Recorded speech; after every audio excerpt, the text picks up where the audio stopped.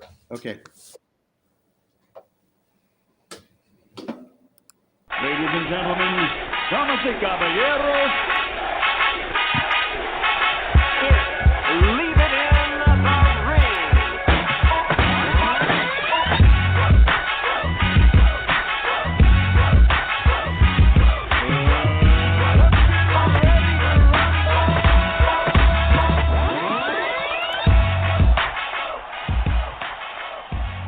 And welcome back to another edition of Leaving the Ring Radio. I'm your host, Dave Duenez. Got a lot of stuff here to talk about here on Leaving the Ring. But you know what? First up, we got a guest that's coming on right now that had a great, sensational, he was dominant on Saturday night. And I think he stole the show there, Amir. Amir, I don't know what you think. They said it was a slow day of boxing, slow weekend of boxing. It definitely wasn't. If you're a fight fan, anytime there's boxing on a Saturday, it's a big day. And it was a big fucking day for Aleem. I'll tell you that much. Oh. I was very impressed. Big time. So you know what? Bro. I'm not supposed to be a fan, but I'm a fan of this dude. You're being a fanboy. That's what you're trying to do today? Is that what you're trying to do here on Leaving the Ring? I can't help it, man. Oh, you know what, man? Aleem the Beast, which, dude, the nickname, it fits. So let's bring him on right here, right now here, Amilcar. Let's give him a proper introduction, though. Let's go. He is the winner by way of technical knockout. He is still undefeated. He is now the interim WBA Super Bantamweight World Champion. Aleem. Hard work.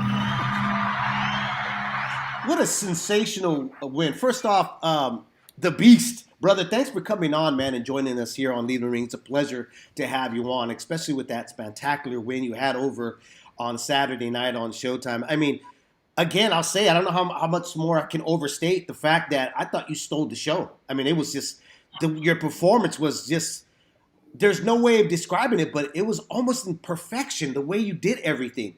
Yeah. Tell us your feeling, man. You got the smile and everything, so you know that you did something spectacular, man. So give us your thoughts about the aftermath of the performance you gave on Saturday. Well, no, thank you guys for having me. A lot of people said that I stole the show. I was the best fighter. Every time I fought on Showtime, that's all that I hear from people. They're telling me I'm the best fighter in the division. I'm just trying to prove that. But the fight, I fought an extremely well-prepared fighter, a southpaw, strong fighter. I haven't watched the fight, but everybody's telling me I'm dominating. Just in the moment. In the moment, I was just zeroed in, focused, and I just wanted to stop him. I'm gonna let Amilcar go first with the questions because I know Amir's been like jumping up and down, man. He's like, I think he ran like around the block twice and all that before we got on air. So let me pass the mic over to my boy here, Amilcar. Go ahead, man. Ask your questions. It was a great win, but let's just get this out of the way: Wolverine or Spartan? Wolverine. Whoa! There we go. Big 10 all day, baby. So yeah, first let's talk about your background, man, because I actually threw up a stream earlier on my YouTube channel where I was like showing some karate and then I was showing your boxing, and they mentioned it during the fight, and I had read about it earlier. There's also a great documentary on you that I recommend everybody watch out there where they go through your training with Bones Adams and everything. I'll post a link to it later. But could you talk about like how you got into combat sports and then how you made the transition from karate to boxing? Well, I've been athletically on my feet since I was 3. I was in the karate gym. Karate used to be hella fun, going to different tournaments, competing, doing katas, breaking boards, breaking bricks. It teaches you how to be humble, not to get the big head. But karate, I love karate. And, I played other sports, football, track, a little bit of basketball. And after I got my black belt in karate, it was kind of like, what are we going to do next? I'm an athlete. What's up? So we went to the boxing gym. And one of the kids at the time, he had a bunch of amateur fights. He was like the best kid at the gym of the younger kids, and I'm new. And, so the coach just threw me in there for us to spar, and I beat him up. you know. So then that's how I met my original trainer, Terry Markowski, and he taught me the basics and just kind of ran with that. Oh, that's what's up. So around what age was that transition from karate to boxing? So I started boxing when I was 14. I got my black belt when I was like 12, turning 13. Then I started boxing pretty much right afterwards. Got it. So going into this fight, you know, honestly, I thought you're going to win, but I still have a lot of respect for Vic Pasillas, and I don't want to downgrade him because even though you totally dominated him and knocked him out, this is a high quality boxer. Professional, great amateur background, has wins at the amateurs over top talent. So it probably wasn't surprising to you, but can you just describe like what you were thinking going into the fight? Like what kind of a statement did you want to make, and where do you want to go after this fight? Well, going into the fight, you know, I was telling myself I not only want to win, I want to perform. You know, I'm a competitor, I'm an entertainer. You know, so I didn't want to win a 3-2 split, or you know, just barely won, but the fans are talking like, oh, maybe he didn't. You know, I wanted it to be a clear victory, but like you said, you know, he has a huge he comes from a huge amateur pedigree. I think somebody said he had like 25 national championships. You know, spar rate, real good fighters, everything. He's extremely well accomplished amateur and pro. You know, he fights anybody else in the division, he probably wins. He probably knocks them out. But you know, I just believed in myself. I implemented 3 days into my workout regimen. I knew I was gonna be taking things to another level. So that's why I did that. And I feel like I just executed perfectly. You know, that performance that you did on Saturday against Victor, man, was, again, you know, we can't overstate how much you looked like you were so dominant in that fight. But now that, you know, it's Monday and things have kind of settled, the smoke is kind of cleared.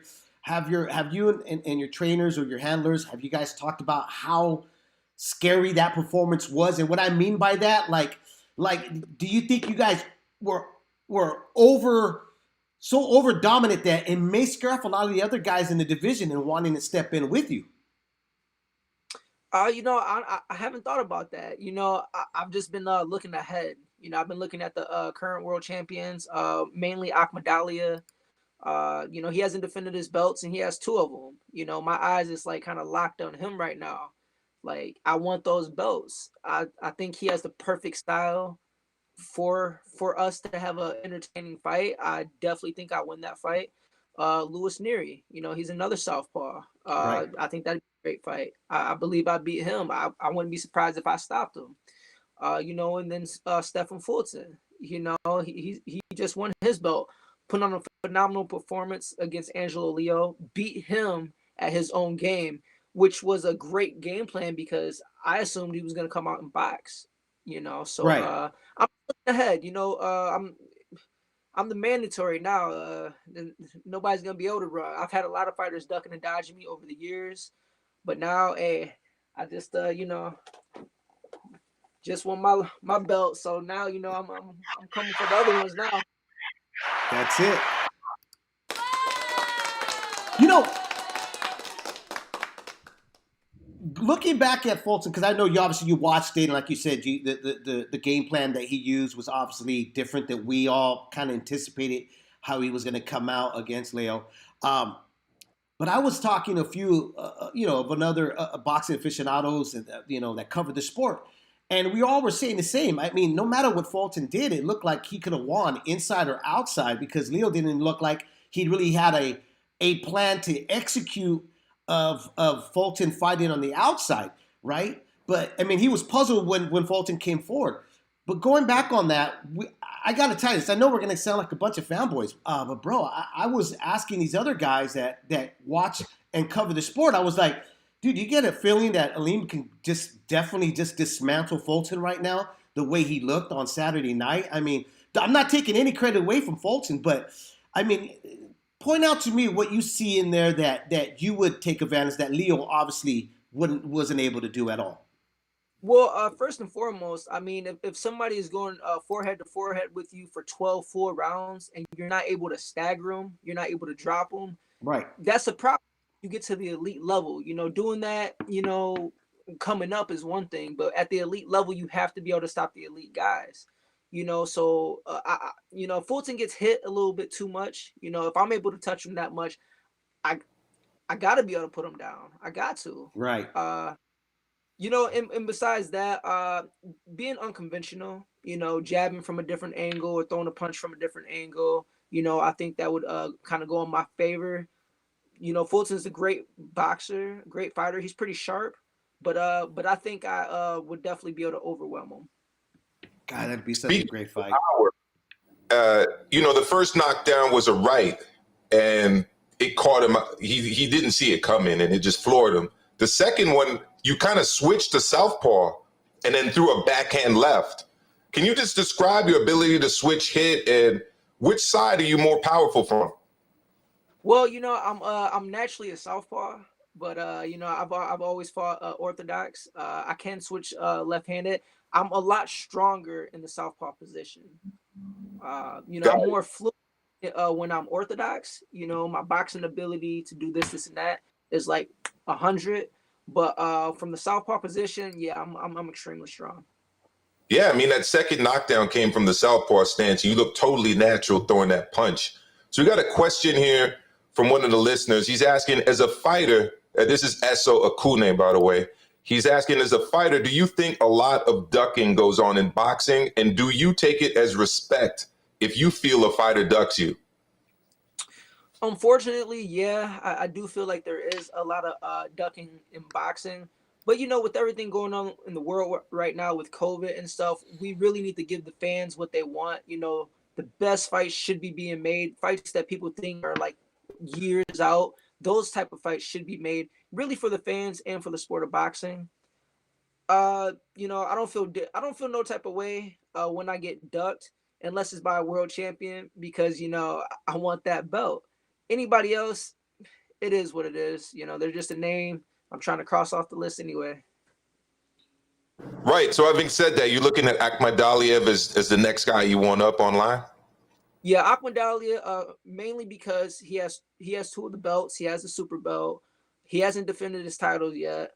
I beat him. We fight, I'm beating him. I have to. And then, you know, Luis Nery. You know, I think he was supposed to fight Figueroa. I'm not sure if that fight's going down. But yeah, we'll see. Any current world champion, I'm ready. We got another listener, Daniel T, that says, impressive performance destroying Pasillas like that. I picked against you and ate mad crow. I think a lot of people might have been eating a lot of crow. Yeah, you know, there's a lot of people who believe in me. There's probably more who don't. But at the end of the day, I believe in me. You know, so that's how I got to this moment right now, and that's how I'm gonna keep going forward. It's just by believing in myself. Now, you were originally, or am I wrong about this? You were originally signed with Cameron Duncan, right? In the beginning of your career? Yeah. Yeah. And so, you know, I guess timing is everything, right? Because I remember when he had you and then like nothing came about it, you know? How do you feel now? Like, did you feel like at that time they were shelving you for a bit and, you know, like timing's everything, but at the same time you were itching to get out there? Well, you know, I feel like, honestly, I feel like he just didn't really believe in me. You know, you know, got me some fights and stuff, and I won, and I had some stoppages and everything. But for whatever reason, you know, like, you know, he had a fighter named Ed Brown. He got Ed Brown fight after fight after fight after fight in a short period of time, and I'm itching to get back in the ring. I'm killing myself in the gym, and nothing's going on. So, you know, one thing led to another. I just asked him to release me. You know, he agreed. We went our separate ways. And that was probably the best thing that could ever happen to me. Yeah, that makes a lot of sense. Yeah. Sorry, go ahead. No, go ahead. Go ahead, Amilcar. What were you going to say? If you look at your record and the way you were brought up, to me, it's not commensurate with like your level of skill and your talent, because what you said just makes a lot of sense. There are a lot of guys on your list, especially early on, that a guy like you would obviously be destroying, and I'm sure you wanted to challenge yourself a lot more and a lot more often at that time, no? Oh, yeah, for sure. You know, we try fighting undefeated fighters. You know, guys with still a winning record or whatever. You know, there were guys out there that just things just weren't happening, and I wasn't sure why. You know, and I tried to make a phone call, nobody's picking up. I try to send a text, nobody's responding. What is that? That's not doing nothing for me, but hurting me in my career. Was that? Do you think that that Saturday night over Victor, was that also like a statement of the frustration of you not getting your shot at that time? Because it almost seems like now you have to have, a bit of a rush because of age. You know what I mean. You get that sense that it's now or never. With that performance that I saw, it was almost like it's now or never. Because if I don't win this in a great fashion, I'm not going to get this opportunity again. Did you have that feeling?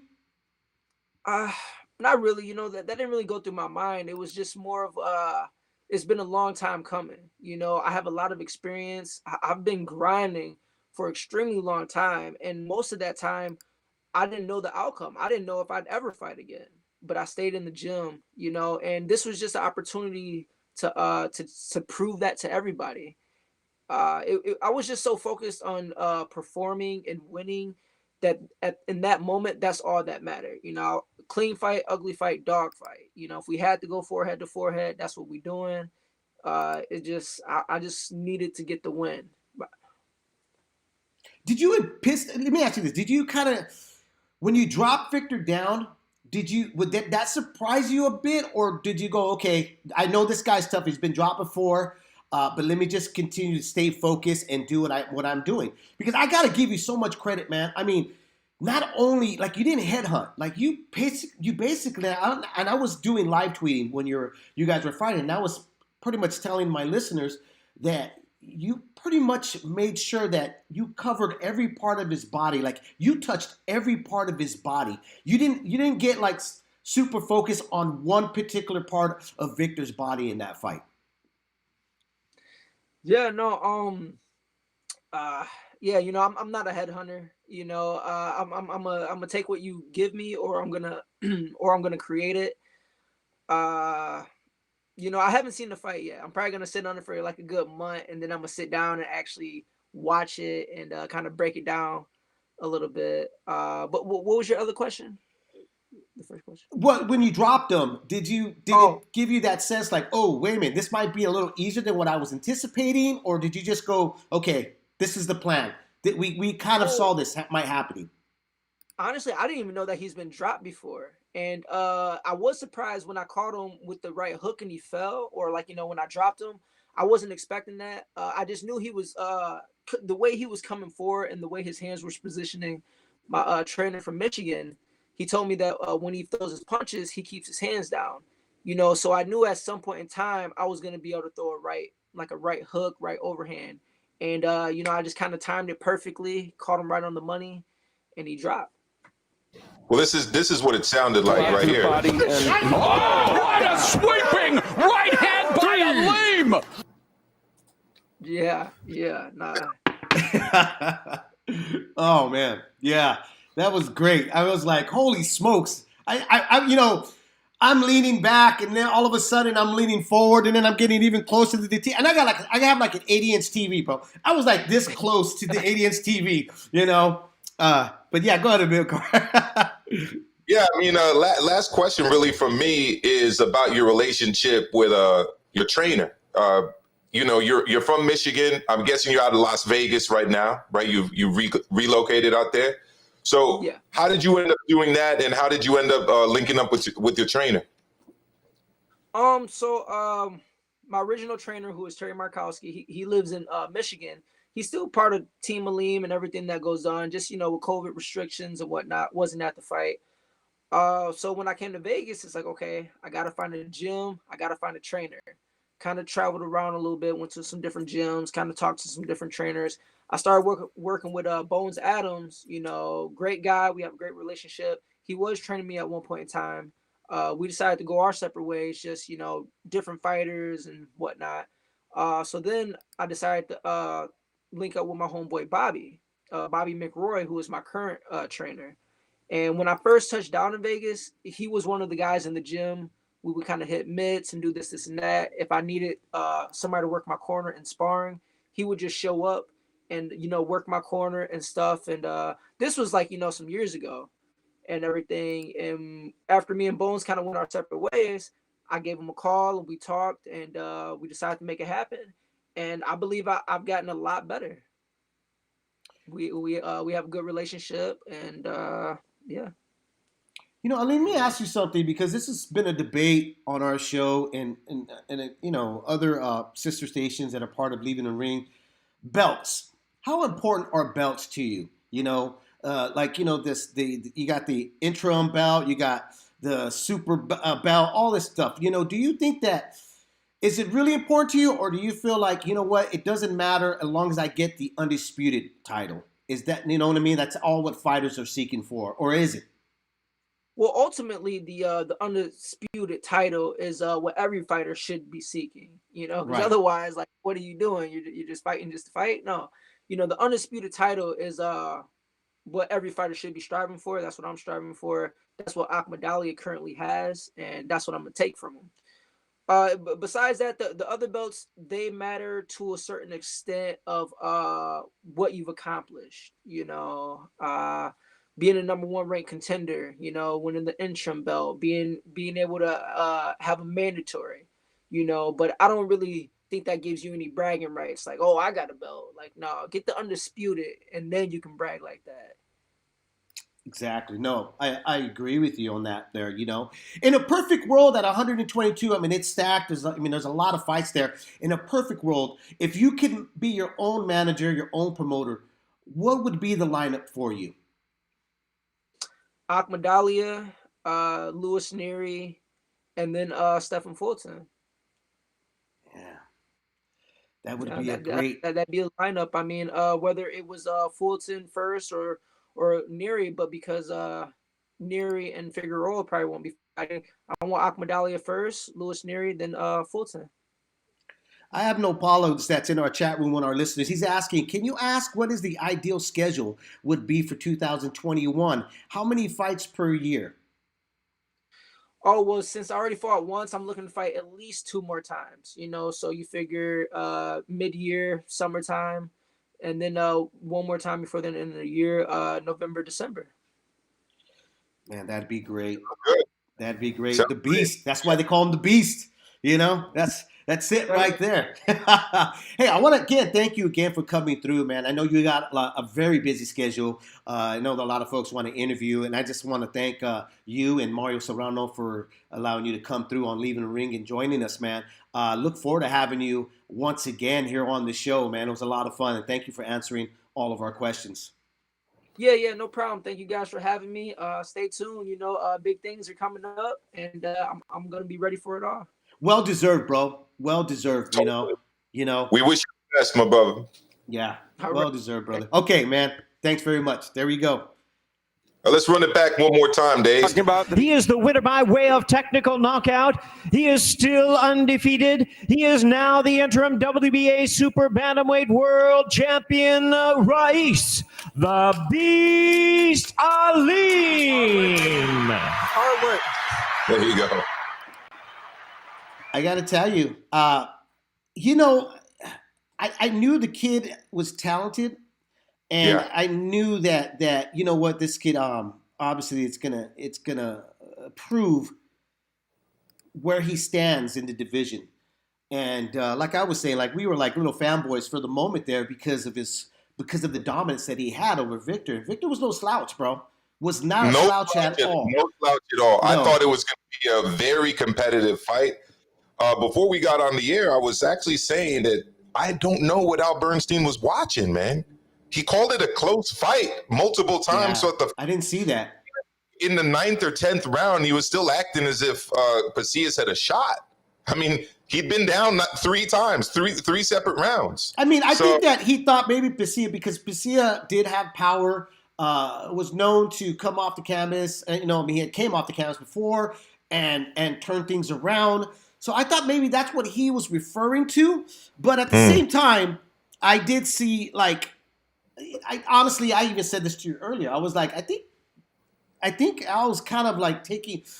He's missing a step here and there. You know what I mean? He didn't seem like himself. He was a couple of things that he was saying that didn't make any sense, or like he was missing the bar about what he was watching and viewing. But nevertheless, the Showtime commentators are by far better than the DAZN commentators. You know what I'm saying? I love the Showtime commentators. And I also love the PBC guys too, Lennox Lewis and Joe Goosen. I'm a big fan of theirs as well. So, yeah, co-sign that one, Dave. No, but the other thing about Aleem, he's got an interesting background, right? Mm-hmm. He fights in a super unique way. And like I was telling you earlier, I hope you check it out too. I on my channel, I put up I put up a karate fight, and then I showed his fight. He goes in and out, right? He uses angles, and he even delivered that first knockout punch from a wide angle. From a kind of a wide stance, very much like a karate guy. And unlike Jeff Horn and his trainer, who was absolutely ridiculed on Australian TV when Horn lost to Zhu, Aleem does not seem to purposely try to be awkward. Whereas to me, Jeff Horn, in his style coming out of karate as well, it's like he's trying to be awkward, if that makes sense. It's like an awkwardness that's natural when it comes to Aleem, and a kind of an awkwardness that's more forced. And when it comes to Jeff Horn, and no knock against Jeff Horn, but Aleem is shown himself to be unique. I can't think of another black belt in karate that's made the transition to boxing who fights like this and effectively. I mean, that second knockout, he switched effortlessly from orthodox to southpaw and then delivered a straight shot with the left hand. It was very much reminiscent of Terrence Crawford. No, definitely. You know, yeah, I go back again and how he made sure he covered every base. You know, his movement, inside, outside, touching the body, touching the head.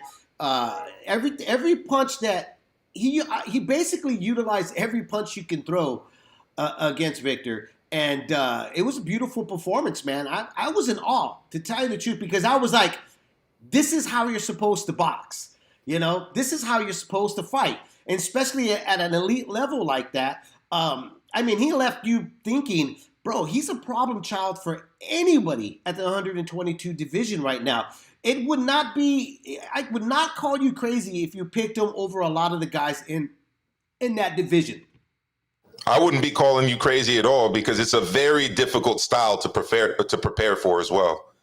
People are not going to really be able to find sparring partners that can mimic that style. It's going to be very difficult to prepare for. You're talking about a left-hander who fights orthodox, who comes from a karate background where he's used to different angles that are not really utilized in boxing, and then who can switch hit. It's a nightmare. D-Style points out earlier on that he wishes Navarrete was still in the division. I know. I saw that. I definitely saw that. Well, I'll tell you what. Well, everybody was trying to get on ESPN Plus to watch UFC. I was perfectly content and happy being on Showtime to watch the fights that were going on Saturday night. You know, Rolly, I don't know, man. I know everybody said he looked better. I just saw a guy that's very stiff, and in all honesty, I think he's the bottom of the barrel of the 135 pounders out there, in my opinion, man. I don't know what your thoughts were about Rolly Romero. I don't know what your thoughts are about him, but I sat there and I'm like, is it me, or is this kid just not that good? Well, he's still a prospect. So if you're comparing him to like Lopez, Haney, Davis. Hey, the kid's calling out Lopez, Haney, and Lomachenko by saying he's ready. I don't think he's close to it. You need to tell him to settle down a little bit, because the guy he fought is no preparation for him. No. And forget that. I mean, I don't think he's even ready for like a Richard. I shouldn't even say Richard Comey, because Richard Comey is a good fighter. But let's say like a guy like Lee Selby. I don't think he's ready for anybody like that, or an Isaac Cruz or Oliver Flores or Josh O'Reilly or Verdejo. I think he's got a long way to go before we can start talking about him, with the likes of those people, let alone the champs. I was like sitting there thinking if if Showtime's commentary wanted to be honest about what they were seeing, they would have brought up the fact that Sparrow at one time was considered a very high taunted, prospect coming into the pro rankings. And because I was scratching my head and I was like, man, Sparrow one time was actually looked at to be something special. I didn't see it. What happened here? And Rolly was actually struggling with a guy. I mean, tell me if I'm wrong here. It was almost watching like the backyard fights there for a moment between the two. There was no settling. They were like throwing punches just from weird angles. They were wrestling a lot. It was a really ugly performance. I don't know where everybody's getting off that was a good performance for Rolly. To me, it was like he has to go back and kind of learn boxing a little bit more and really relax. His muscles were really tense. He was stiff as a board. I mean, I don't know how we all thought that maybe at one point he could have been very competitive against Ryan Garcia. Because off of that performance, I was like, I think Ryan he'll actually make Ryan Garcia look like the boxer. Bro, if he goes anywhere near Ryan Garcia with those openings, because his defense was the biggest problem to me. Like, he's throwing without any worry about defense. He faces a counterpuncher, let alone a guy like, Ryan Garcia, who's got that, as said, he always likes to tell us, that quick chick left hook. He's going to sleep, and he ain't getting up. Here's a good thing, too, which I actually like this fight, where Ron PMC said, I would not mind to see Romero versus Isaac Cruz. That's actually a good fight. It's either a put up or shut up type of deal for me right there. Yeah, I mentioned Isaac Cruz earlier on. I mean, he's got to take on a guy of that level, or Josh O'Reilly or James Tennyson or somebody of those lines, like the middle-ranked, like late top 10 guys, before he should even talk about a Teofimo Lopez or somebody like that. Look, I'm not saying he doesn't have a future. He's still very young, but he's got a lot to tighten up. And you were explaining to me the role of a PR. He also needs a really good PR guy, because they should be pumping the brakes on all that talk about guys like Teofimo, if that's what he's been saying. Well, like Esso was saying, no one thinks Rolly is good, though. I mean, yeah, I agree with you. That's why I was surprised when I seen so many folks that are like part of the media. They were saying like it had kind of like pumped this kid up and saying how good he was. I was like, he's not that great, but it is his personality. When you talk about getting a good PR, I think the reason we're talking about Rolly is because he attached himself to Ryan Garcia, and because the kid looks so angry. You know what I mean? Like, he was literally in there. He was actually even pissed off walking to the ring before he even got there. So he definitely has a personality where you want to see him either put up or shut up, in my opinion. Yeah, absolutely. And just letting all you guys know, if you want to get on to talk with us, just send us a text. We'll call you right back in. The number's there, 347-460-1774. If you're living, 73. Let me repeat that all the way back. 347-460-1773. If you're listening to us on demand on Pandora, iTunes, Google Podcasts, or other platforms, you are more than welcome to tune in live, 8 p.m. Eastern, 5 p.m. Pacific, every Monday night. Join us, me and David, to talk some boxing. I guess we got to move on. Well, no, actually, let's move on to the main event with Leo and Fulton, man.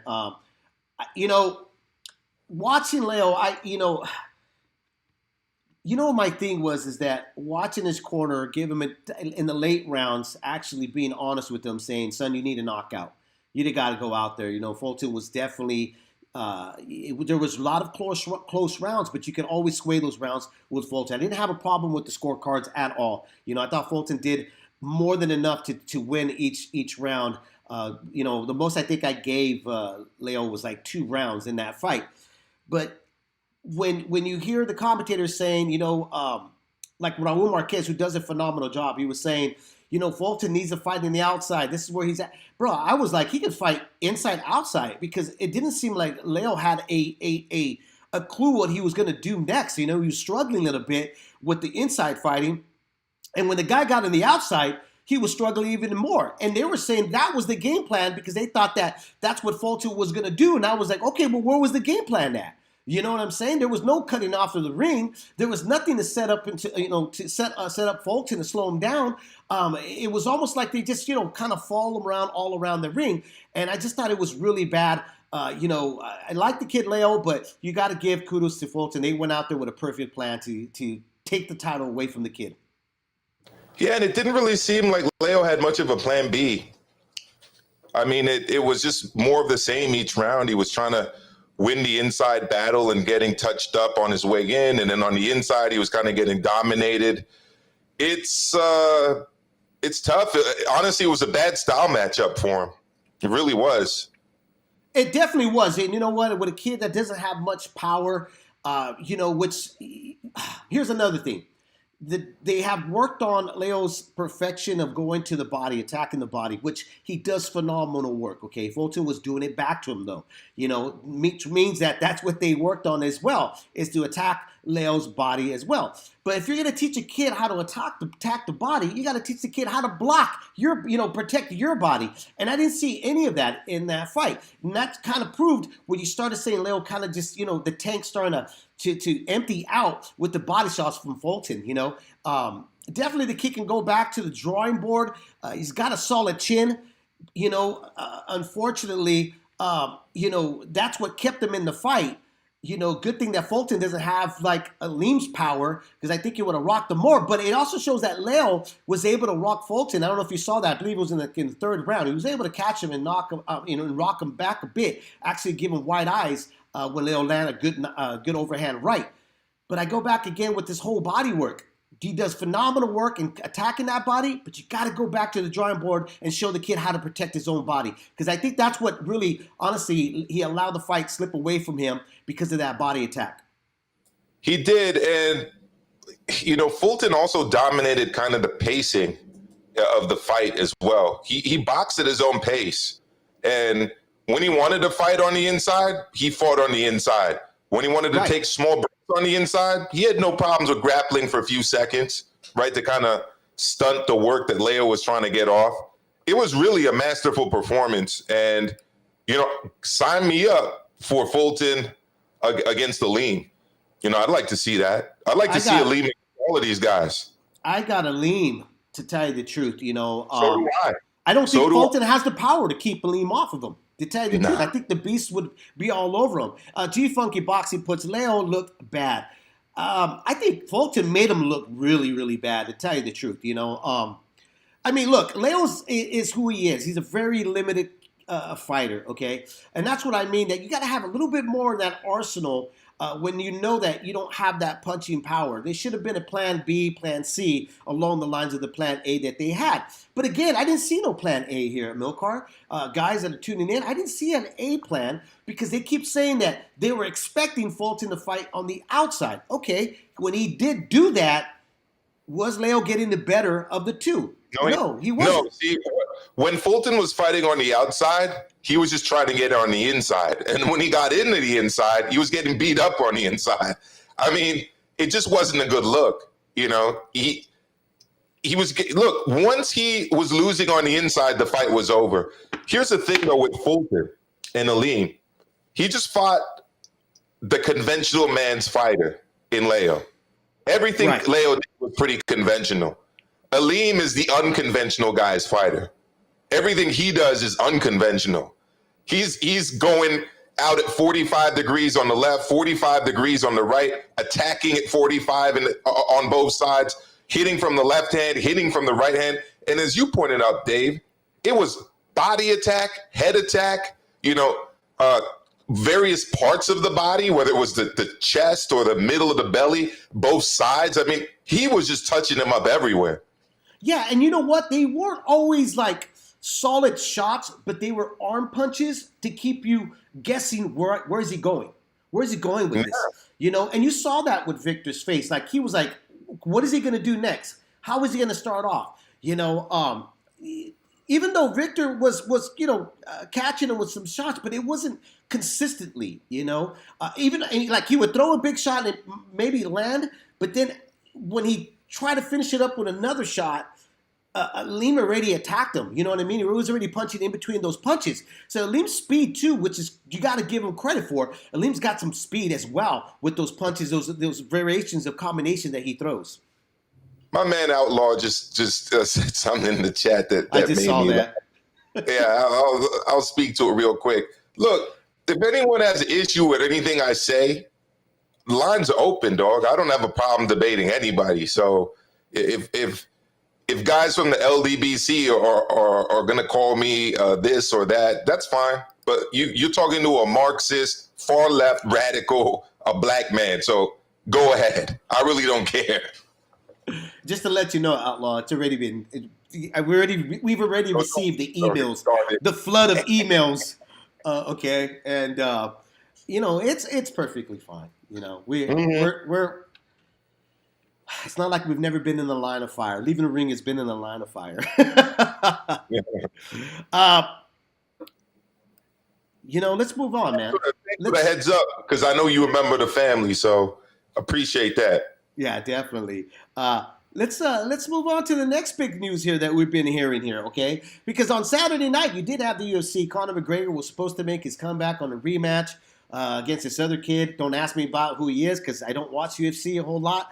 Only once in a great while I do watch it. But damn, I'm late. Conor McGregor gets stopped in the second round.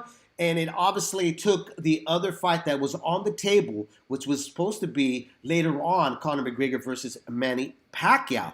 But now that that's off the table, which a lot of people are believing, and even Conor McGregor saying, "Hey, my legs weren't there." Ryan Garcia jumped right in, and he was like, "Hey, Golden Boy, De La Hoya, let's forget Devin Haney. Let's forget about Tank. Let me get a shot at Manny Pacquiao." So it looks like that looks like there's a lot of talk about that. How real it is, Amilcar, I'm not really sure. There's a lot of conflict about it right now, about if that fight could actually be made or what. Would Manny even be interested in fighting Ryan Garcia? We're not really sure yet. But let me ask you, do you want to play promoter? Yeah, let me play promoter real quick. Who's promoter? You're going to play promoter. So let's No. But which fighter? For I don't know, take your pick. Who do you want to play promoter for? I'll do both. You do both? Yeah. All right. Well, you said it here. Let's play promoter. I already played Fanboy, so why not play promoter, right? Play promoter. Video skills that can do that. Go to the Alexa app to manage your video skills and devices.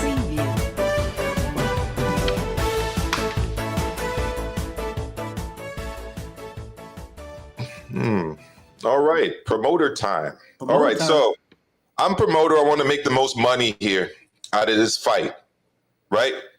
I want to sell it to the public, and I think let's take on Manny first. Manny, if he really thinks he can win this fight, which I actually think he can at 42, take the fight, right? He hits a lot harder than Luke Campbell does. Even at 42, I think he's a lot faster. He's a lot craftier. A lot craftier. He's a seasoned pro. I honestly don't see him getting knocked out by Ryan Garcia, to be honest. And I don't see Ryan Garcia outboxing him. And if it's at 140, it could be a new weight class for Ryan Garcia too. So if I'm Manny's promoter, if the money is there and we can generate the money, let's go do it. Problem is, it's a pandemic, so that's going to kind of affect things a little bit. Not really if they go to Houston. Oh, that's true, Houston. There you go. See, that's why you're my assistant promoter, man. You reminded me of a little thing. All right, so we're going to do it in Houston. We're going to make a big deal out of it. De La Hoya, he's going to do it because he's going to get a nice little share of the pie. And at the end of the day, if Ryan Garcia loses, he just lost to a legend, right? Now, of the two boxers, if I'm Pacquiao, I'd be far less inclined to do it just because he's a little bit older. Let's say the shoulder injury comes back. He doesn't look so good. And then he just lost to Ryan Garcia. Well, here's the thing, too. Smudge on his legacy a little bit, I think. But I'm glad that Jesus M put this up there really quick. Sorry to interrupt you, but I just want to point this out. I'm glad that he put this up there. Let me put this back up there. Might be exhibitions. Mm-hmm. I don't want to hear about no exhibitions. I've seen that too, that they're thinking about having an exhibition. I'm like, why would two guys that are still active, especially Ryan Garcia, who's in his prime, want to fight, Manny Pacquiao in an exhibition, okay? Secondly, are they talking about a catch weight? Is Ryan going to leave the 140, the 135 division, try to move up? The whole exhibition thing, I got it. It worked for Mike Tyson and Roy Jones, but do you really want to see it between two active fighters? And that's the other thing with Pacquiao. I thought Pacquiao was looking to try to gain another title. I could see why he would want to fight Conor McGregor, because there's by far a lot more money with fighting Conor McGregor than there would be fighting Ryan Garcia. Could I be wrong about that? You were right. And if he wanted to fight McGregor, and they have the same manager apparently, Saturday's fight should have never taken place. They should have gone straight to Manny, because there's always a chance he was going to lose against Dustin Poirier, right? And that actually is what happened. And now, obviously a Pacquiao fight has little to no value at all. I don't know about that. It's not what it would have been before, Dave. It's just not. Look, we just saw a guy get knocked out in UFC, and now he's going to come out and who got dusted? Who got dusted in 2 rounds? Yeah, I don't see people wanting to really buy that. I see people wanting to stream that maybe. Now, back to the Ryan Garcia thing about exhibition. This is how I could possibly see an exhibition fight working, right? And bear with me for a second. Mm-hmm. You can sell through YouTube, right? They do a stream. Right. They charge like $15 for it, and they make a little bread like that. I'm sure they could sell a lot of little YouTube streams that way. If you're Ryan Garcia, make a little bit of money, and then it's no blotch off anybody's record. It's just an old guy and a younger guy having a lot of fun and making a few $1 million in the process. Very true. D-Sal puts, he also got knocked out via fist, not submission like before. He was dusted. It wasn't a submission. It was a knock. You're telling the fight fans that a guy that just got knocked out in UFC is going to beat up Manny? Like, no one's going to believe that. Now, if you're Ryan Garcia, we're still playing promoter here. Anybody wants to play promoter, give them the phone number again, Amilcar. Call in. Let's play promoter here on Leaving the Ring. What would you do with Ryan Garcia or Manny Pacquiao if you were the manager/promoter? Yeah, we'd love to hear it. And also, let's talk next steps for these two guys. Like, what would you do if you were one of these two guys? If you're Pacquiao... To me, Ryan Garcia is all across the board right now. Like, he's all over the place. He wants to unify the titles at 135. Then he's like talking about MMA, entering the ring, the cage. Now he's talking Pacquiao exhibition. What's next for this kid? I get it. I don't know. I wouldn't be surprised if I hear him trying to pull the Oscar De La Hoya, make a recording album gig deal for next. You know what I mean? Yeah, I forgot about that. Dude, he had such a great look. This is my thing, okay? Let's go back again, playing promoter. If I was his wife, isn't it? That's how he met Billy. Yeah, that's how he met Billy. Yeah, in the recording studio. He was, forgot about that. My brother-in-law's gonna get mad because he listens to the show because he's a big boxing fan as well. Adolfo, you remember you bought the CD, my man. Remember that? I didn't buy that CD. I didn't buy that shit. Oh, no, neither did I. But going back with Ryan, man, if I was his, God, again, if I was his team, I'd be like, look, if you want to call somebody with popularity, because look, I get it, why he's calling out Pacquiao. It's a great way to market your name. The kid's a genius at marketing his name. I don't know how much seriousness is there, but he's definitely got the MMA world talking about him as well, because he's talking about flirting and getting in the cage, because he's hearing like the best female fighter of the world right now. Shields talking about that. Then he sees that there was a big push with the Roy Jones and Mike Tyson. Look at the amount of people that decided to buy that fight, that exhibition fight. So he's like, look, Manny Pacquiao is out there. He just lost a lot of money due to the fact that Conor McGregor got knocked out, got dusted. Why not attach my name to that? Because I think if there was any real seriousness about him doing that, I was like, if I was his management team, and I would ask the kid, look, if you're really serious about making a move up, why not go after the guy that has the same amount of clout? For some reason, this guy still brings a lot of fans, to the arena. He's got a huge following. Mikey Garcia. You're talking about Ryan Garcia? Yeah, Ryan Garcia versus Mikey Garcia. I think that's a bad fight for Ryan Garcia, bro. I think Pacquiao's a bad fight for Ryan Garcia too. I think they both are. Why don't you just take on Oscar and get it over with? Why don't you just do that? That would be a huge fight. I'd rather see him get in with Andy Ruiz. I think he's ducking Andy Ruiz.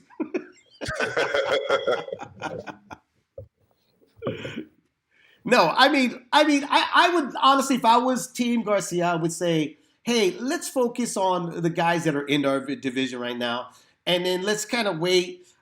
Don't spend your prime with this other little shenanigans that you want to do. You have all the time in the world. If you're able to become a household name, if you're able to make the accomplishments that we're hoping you could do, then we could call out the Manny Pacquiaos of the world. I just, yes, I scratch in my head. Unless he doesn't think he can beat those guys, David.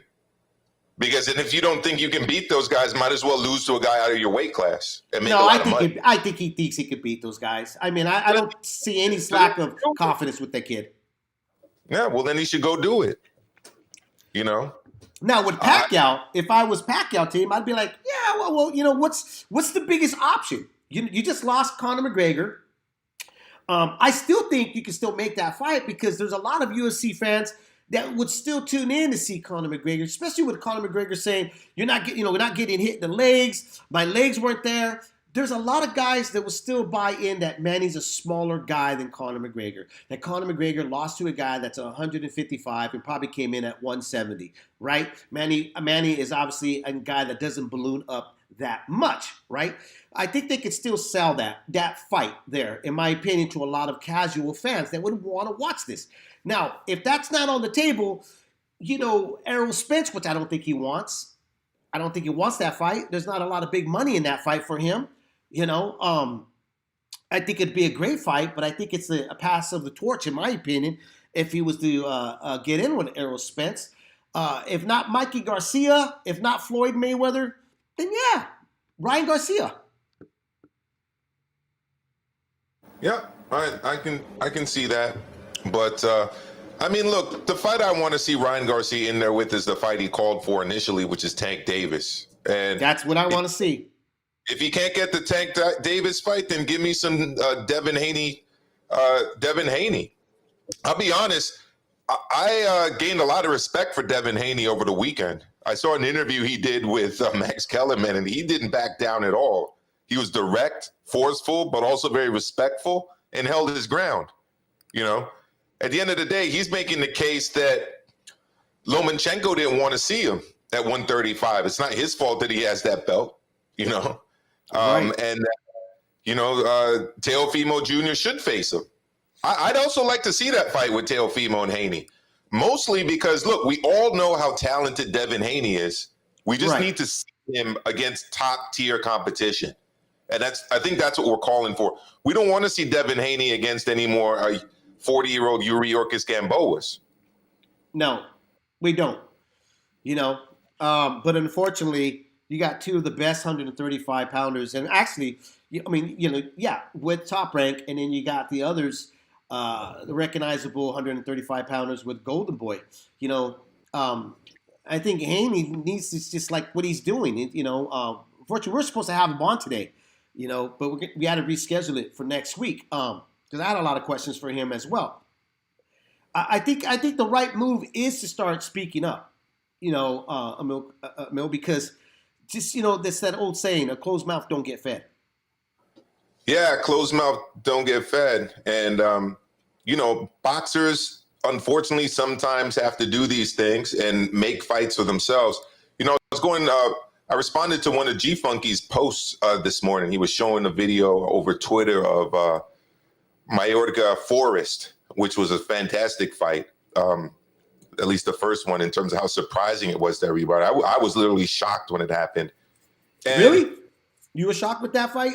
When Mayorga went out there? Talking about the first fight with Forrest, right? I'm talking about the first fight. Yeah. I was a big Ferdinand Forrest fan. I was also a Mayorga fan. I was. You know what's funny is that when Mayorga knocked out six-head Andrew Lewis, it was a big fight. I was love like, that. this guy has a chance of catching Forrest if Forrest doesn't take it serious. And I remember Forrest in the ring walk. The rap music was going. He was dancing. He was smiling. Right there, told me, I'm like, oh, bro, he took Mayorga really serious. honestly. He didn't take him serious at all. And look what happened that night. Mm-hmm. He did it. A great fight. In fact, I think we should discuss a fight like this every week. But I mean, one thing about Mayorga, he took on the role of the villain in his fights, but he had to. Let's face facts. He kind of had to do it. I mean, he's a dark dude from Nicaragua, poor background, doesn't speak perfect Castilian Spanish. Right. Is rough and rugged, doesn't have a much of a formal education, doesn't have a huge fan base here in the U.S. So he decided, you know what, I'm going to be the bad guy. Not to quote Razor Ramon, but that's what he decided to do. But behind all of that, he was actually a really good guy. I mean, he did a lot for his block, like his barrio in Nicaragua. Yeah, 100%. Like he literally fill up multiple suitcases after every fight and just go to Walmart and fill it up with toys and different things and take it all back. Yeah. And unfortunately, he got robbed by his management team, who was Don's stepson, right? Mm-hmm. And his promoter, and then the rest of the wealth that he did have, he kind of gave it all away. So, yeah, you know what? Here's the similarities of this Mayorga and Forrest fight. I'm glad you brought this up because it brings the question about rematches. Okay. Ricardo Mayorga dismantled Vernon Forrest, who Vernon Forrest was coming off a major high win over Sugar Shane Mosley. Remember that? Yeah. Okay. And Vernon Forrest was considered the best 147-pounder of the division. Okay. He took out the Golden Boy who took out the Golden Boy. Okay. So he was supposed to get that aura. And Ricardo Mayorga went out there as the wild card. Again, he was the wild man. He took out a six-head Lewis, which the first time he knocked out Lewis, he beat Lewis. It was supposed to be a fluke. Lewis went back out there. He gets knocked out. It showed that Ricardo Mayorga had some serious power behind those hands. But we weren't really sure. Could he do that to a seasoned and a guy that just got off of a tremendous win over Sugar Shane Mosley, who a lot of people were writing on the fact that he was the reborn Sugar Ray Robinson. You remember that? Ring Magazine had him as the new Sugar Ray Robinson. Perfect. Shane Mosley was pound for pound number one when Forrest took him out. So like he was, yeah. So let's fast forward however many years that was, right, to last year. Mm-hmm. Lomachenko was considered pound for pound. No matter where you went, this guy was the golden standard of what you're supposed to look like at a division at your weight and what would be considered pound for pound, okay? Mm-hmm. Teofimo Lopez was a kid that had a big mouth and was, look at me, this is what I could do. This is what I'm going to do. He beats the gold standard of what people had labeled pound for pound. Beats him. This is why I say they should do it again. Because Mayorga beat the gold standard at that time. Sorry, keep it in mind. Beat the standard at that time in Vernon Forrest and immediately gave him the rematch to Vernon Forrest. And what happened? He beat him again. That's why I like to see rematches. Even though some say, hey, it's so more convincing of what Teofimo. I mean, what was more convincing? Ricardo Mayorga's performance in the first fight or Teofimo Lopez's performance against Lomachenko in that fight? Well, check this out. Go to Larry Merchant in the ring with the winner. Thank you, Jim. Congratulations, Ricardo. Felicidades, Ricardo. Between rounds, you said this guy really hits hard. Did he hurt you in the second round? Entre los rounds, Bravísimo. este negro pega duro. Te dio duro, te pegó duro, te lastimó. No, si estaba pegando como un payaso, como dije antes. No lo noqué en el primer asalto. No tengo bonito estilo, pero sí tengo una pegada increíble. No lo noqué porque mi esquina me mandó a que lo boxeara primero. He hit me, but I was fighting a clown. I didn't knock him out in the first round because my corner told me to take it easy, but I got him. I'll just leave it at that. I love Mayorga, man. I love that. I love Mayorga. And one thing that Teo has in common with him, man, these guys are from their background. Well, Mayorga was born in a small Central American country, and Teo's background from a small Central American country. They don't have huge built-in fan bases in the United States. No. People tend to forget a lot of these Central American countries. I know because my mom comes from one. They're smaller than a lot of Mexican states, let alone Mexico as a country. You know, these are small, little countries. And it's a challenge that Teo might have moving forward. I think I'm going to do a video on this at some point, and how Top Rank really struggles to market people beyond the national thing. And if they're going to continue to market him along the Honduran lines, I don't know how good that is going to be for Teo if they try to do that. But I don't understand. You know what? I'll tell you this. You're absolutely right about that. Okay. And now Top Rank is great. Honestly, Top Rank has been in business a lot longer than any other promoters that are out there. You know, nobody competes of the longevity that Top Rank has been around. Okay. But, you know, Top Rank has built superstars. But you're right about the Central American ones. For some reason, if they don't have the massive backings, they're not going to get them to that high platform. You know, this past weekend during football, and that's another sport that I don't watch, unfortunately. I'm not a big football fan. Neither am I. Caleb Plant was put in the commercials, I believe, and he's talking about being the next superstar. I mean, Top Rank, you got to deal with ESPN. Why isn't Teofimo Lopez Jr., who's got so much charisma, personality, just oozes out of this kid? Allow this kid to run free. You know, I mean, this kid could go across so many, you know, platforms as well. Like Ryan Garcia's got that, you know, that clean boy kind of look, but Teofimo's got that bad boy hip hop kind of look. Like this is what I mean. This is what I mean. That sometimes, just like in politics, we need new blood in there. Same thing with boxing promoters. You guys need new blood. You need to think outside of the box. You know, Teofimo Lopez Jr. should be marketed all over across the board, especially if you got to deal with ESPN. I don't get that.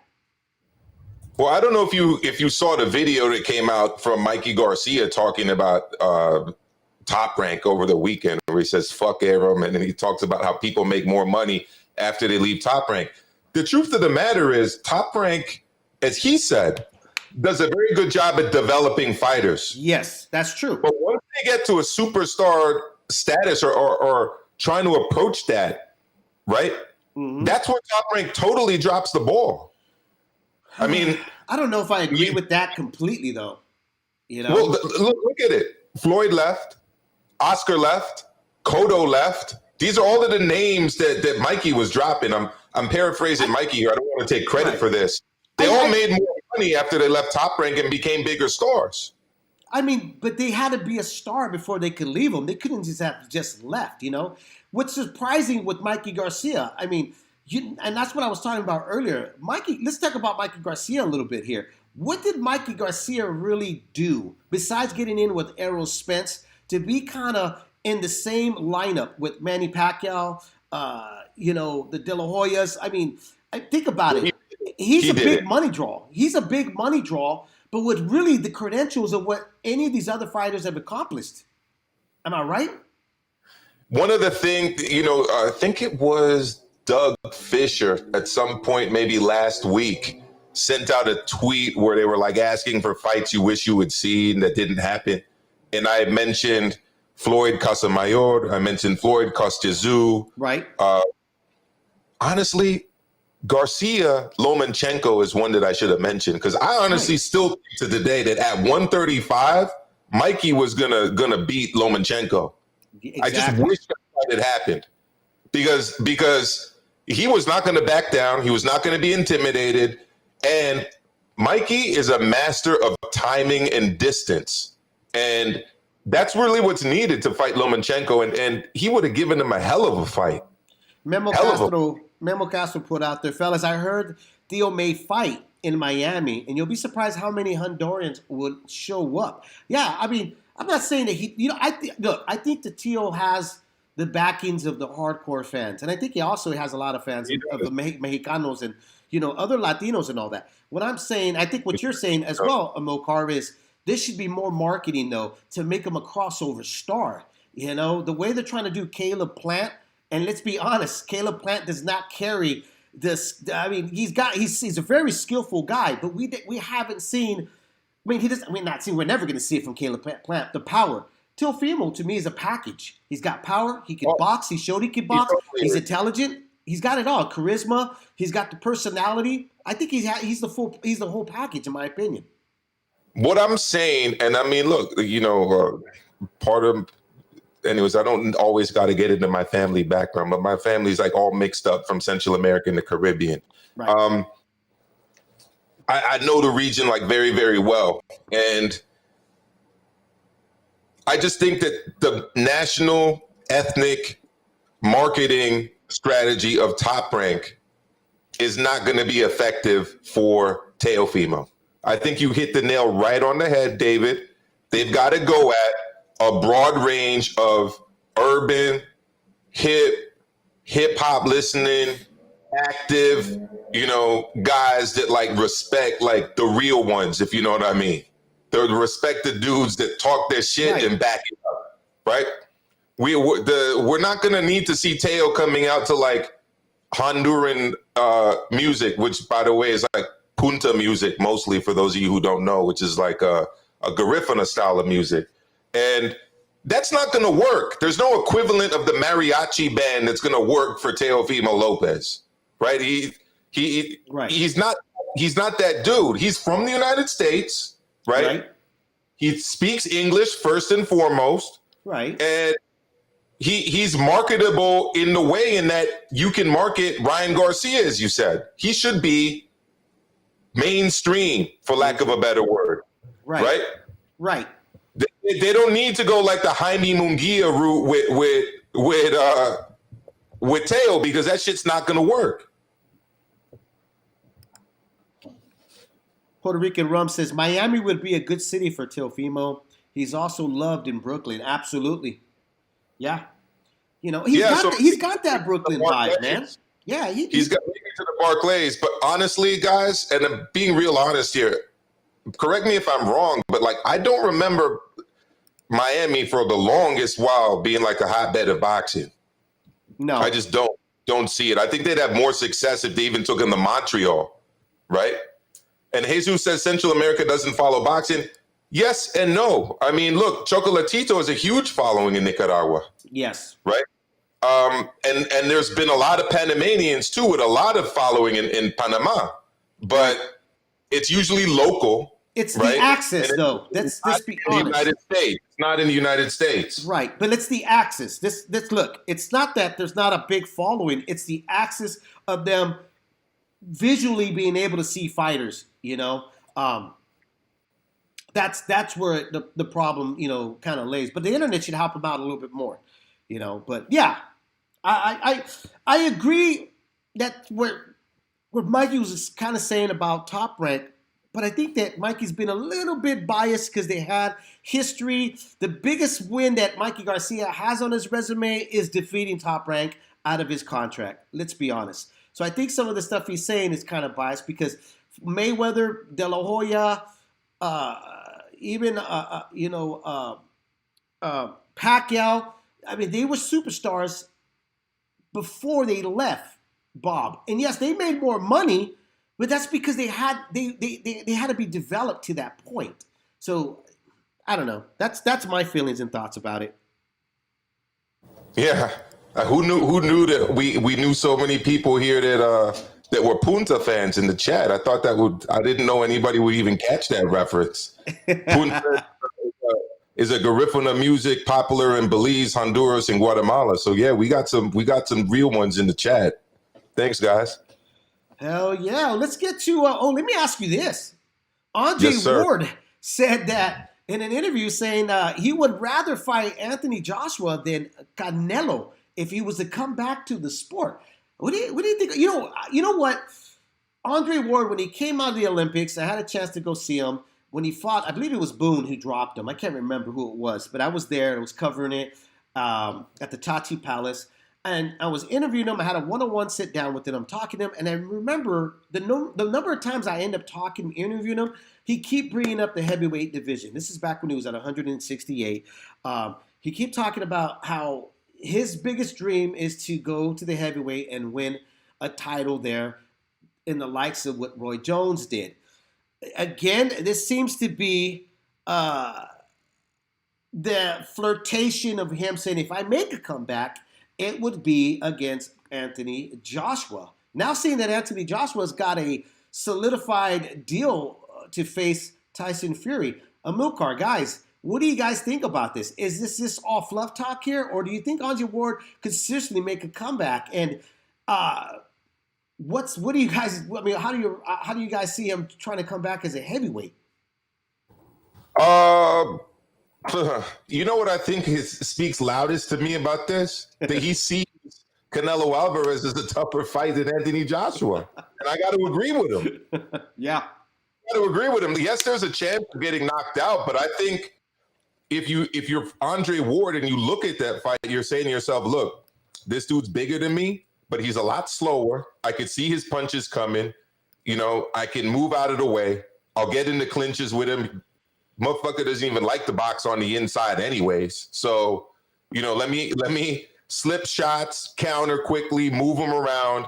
It's going to be an easier fight for me than Alvarez was going to get in that ass." That's what I hear when I see him pick Joshua over Canelo. What do you think, Dave? I mean, I think the fact that Canelo has evolved so much and looks so far much comfortable at 168, looks strong. His reflexes are there. He's definitely in his prime. He's a completely different fighter from the kid that fought Floyd Mayweather. Which was what, like, I don't know, what was it, like 6, 7, maybe even longer? I may be off on the years. Ward is a puzzle to be mastered, I still think that Canelo would have a lot of trouble with Andre Ward because, see, Andre Ward to me is still very preserved. It was really kind of weird when he was talking about how his body was betraying him because I was like, what wars were you really in? But, only you know your body, right? And obviously he decided to step away from the sport at the time he did, which he was on top of the hill.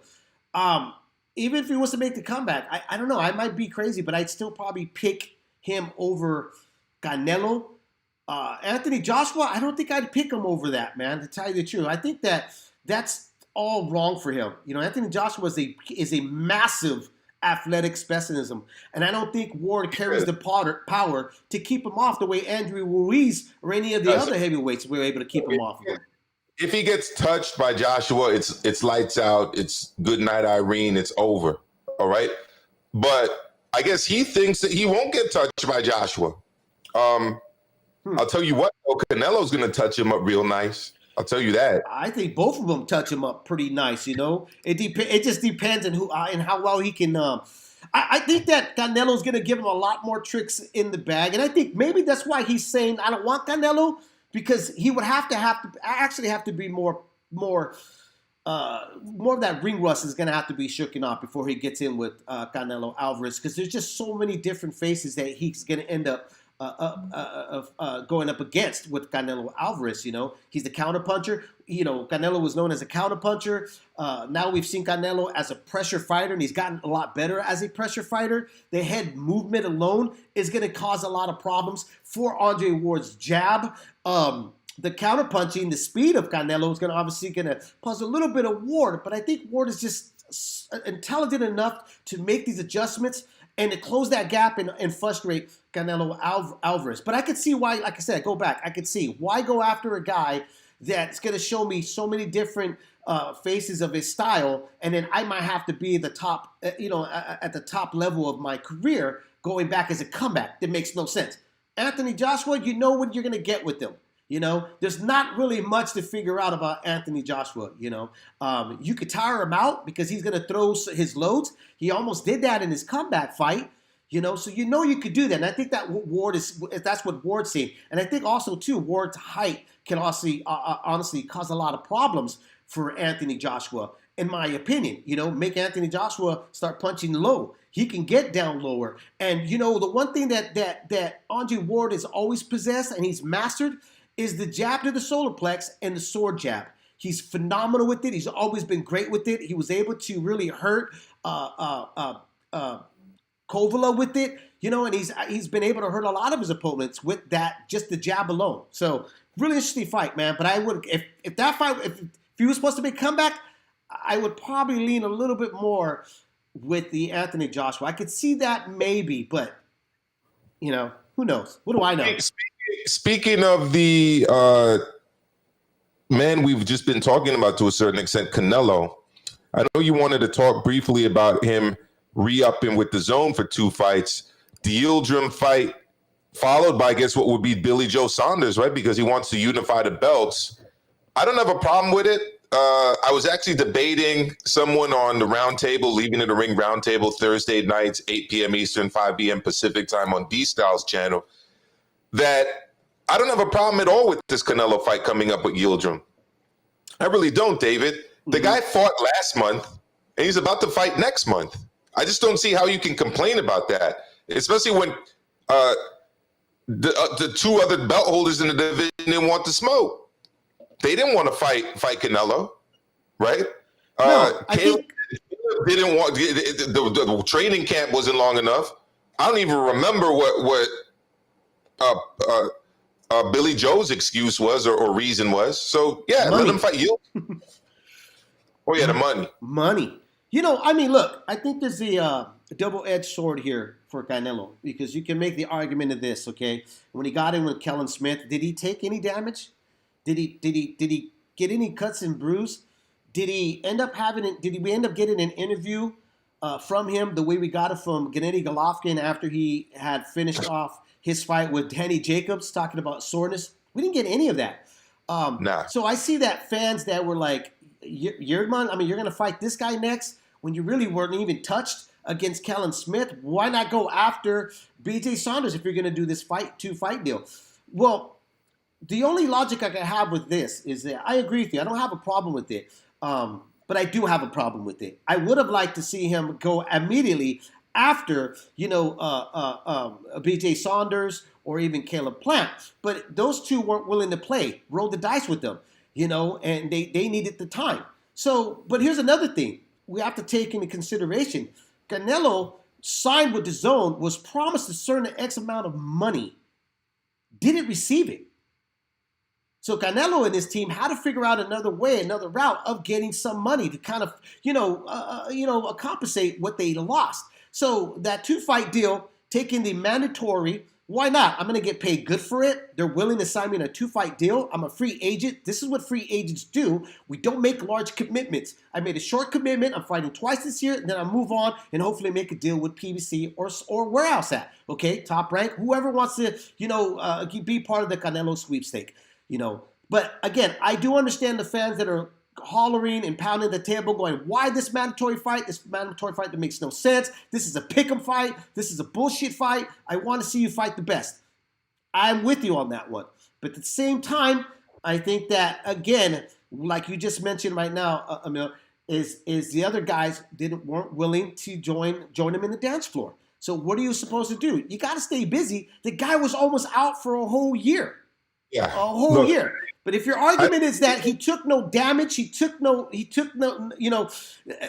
his performance off of Callum Smith shouldn't have prevented him to fighting one of the elite guys. I agree with you on that. But in the same breath, were those guys willing to get in with them next month? Look, Canelo, unfortunately always has his haters. And even when he's doing right, he's accused of doing wrong. Look, Billy Joe ain't going to be ready in February to fight him. And Callum Smith is tied up with a fight with Caleb Truax. Sorry, Caleb Truax is going to be fighting Caleb Plant, who's tied up with him. Right. The same guys that are complaining about Canelo fighting Yildirim are not complaining about Caleb Plant fighting Caleb Truax. And I'm sorry to say this for everybody who has a U.S. bias and a U.S. focus. Yildirim is not a bad fighter, number one. Not. Two, Yildirim is not a worse fighter than Caleb Truax. Sorry to tell that to you, but he's not. Wait a minute. Are you telling me he's not a Rick Rose? No, Steve Rose, he's I mean? not. He's not a Steve Rose. He's nowhere near a Steve Rose. This is a guy who every fight he's been in has been a competitive fight, and I honestly feel that he was on his way, to winning his last fight, but it was stopped on cuts. For those of you who didn't see it, go look at the fight. Look, I don't have a problem with this fight. Canelo has to stay active. That's his prerogative. I agree with it. Mm-hmm. And his next fight is going to be against Saunders because Saunders is going to have a bigger window to train, which is, I guess, what he wants, and is probably going to get some more money too. But right. The criticism is totally unwarranted, 100% unwarranted. And the guy I was speaking to was like, I said Callum Smith is a top tier 168 pounder. He's like, he's not. Well, I don't know how he isn't. The guy was World Boxing Super Series champ. He's got to be in everyone's top 3 in the division. Canelo just dominated him. And I'm sorry, Jermell Charlo, is not a more difficult fight than Callum Smith. Sorry for people who think that, but what tells you that Charlo is more difficult than Smith? Matter of fact, Charlo's a 160. Who's to say he's an even bigger challenge for Canelo than Yildirim, who's a natural 168 pounder? I like Charlo a lot, but he has not shown me that he's really a threat to Canelo at this point. Am I way off on this, David? I think for me, it's the unknown. If they were to fight, I would have to pick Canelo. I think the experience is a big factor. But I don't think you're way off. No, there's nothing there that tells me off the bat that Charlo it's a 50-50 fight. You know what I mean? I just don't see that. I think what everybody's weighing on is the power, the athleticism of Charlo. I think that he brings that to the table, but he's also fighting somebody that's very athletic, but also has one of the best chins in the game. So if all you could contribute in the fight is a big punch, so you're going to need a lot more to beat Canelo with that, unfortunately. And Gennady Golovkin proved that. You can't just beat him off a big punch. Gennady made these fights very close by having very sound boxing skills. I don't think Charlo has those sound skills. And not to say he can't reach that yet, and not to say he cannot win a fight, but at what division? Is it going to be 160 or 168? I don't see him. Again, it would be going into entering his new territory for Charlo. 160, I think he has a bigger chance of beating Canelo, but at 168, I don't know. I think it even slims even more. We got breaking news developing out of IG and Twitter, my man. Jermell Charlo said on IG, nah, Fury didn't cheat. He just beat Wilder's ass. Apparently people are having a little bit of a problem with Mr. Charlo saying that, but I got to agree with Mr. Charlo, man. I got to agree with him. He did beat his ass. 100%. Yeah. Yeah, he did. There's no argument. I don't know what the argument is about that. To still, even to this day, I don't get it.